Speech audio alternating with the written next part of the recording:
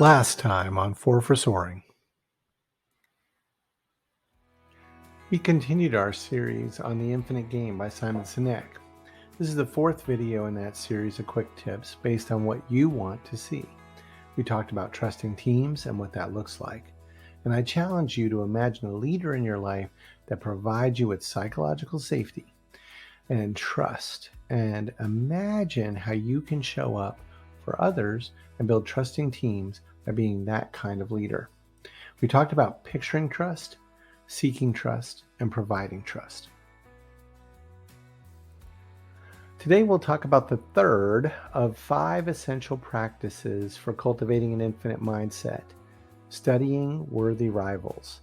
As a reminder, the other 4 are advancing a just cause, building trusting teams, preparing for existential flexibility, and demonstrating courage to lead.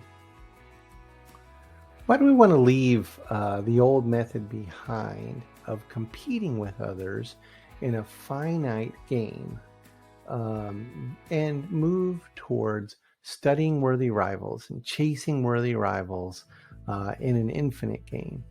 What's in it for us? Well, I've got a story about that when it comes to a few years back when I was faced with a big change in the way that we were doing our work. And we were about to have different positions come open. And I happened to be in some meetings with a gentleman that had a similar skill set to mine, but a lot of kind of different attributes and style and personality. And he and I immediately recognized each other as worthy rivals. And what we chose to do in that situation, even though we very well could have been competing for the same position, was we chose to bond. We chose to become first very casual friends, but then before you knew it, we ended up in the same organization doing a very similar role. And instead of becoming competitive rivals, we became the kind of worthy rivals that Simon Sinek talks about, and similar to he and Adam Grant, where we chased each other, where we worked together, we figured out ways to collaborate, but we also took the best of each other's skills and attributes, and we tried to emulate those where we were weak and build on each other's strengths and help each other out. And so that is exactly how you find and chase a worthy rival. To this day, which is years later, we remain very close friends. We continue to collaborate. We'll work on something, even though we're not in the same directorate anymore. We'll work on something together as we want to stay knitted together. And I continue to watch him and his career soar, and continue to get inspiration from the way he works and his attributes that I admire. So that is what Simon Sinek talks about with worthy rivals. The same thing with competitor industries, competitor companies. Instead of making it about a competition, make it about how you can go forward better together, how you can learn, how you can chase that rival, not ever hoping to beat them, but constantly letting. So here's your homework this week.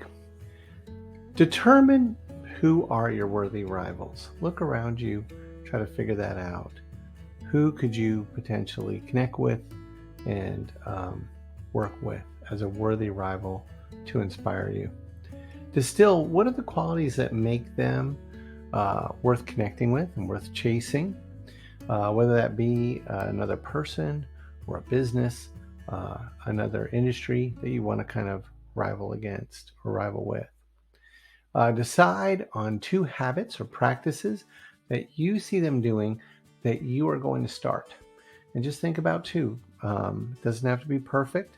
You don't have to start both of them right away, but I'd like you to try to think of 2 habits, 2 practices that you see that worthy rival doing that inspire you, that you want to give a try in your own way. And then next week, we're going to talk about preparing for existential flexibility.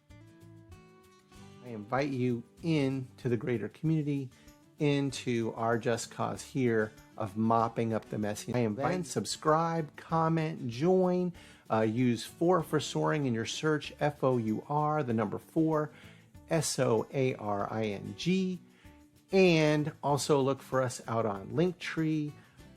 Look at 4 for soaring, FOUR, Thank you so much. I want to see you mop up the messiness in your leadership in your life, and I want to see you soar.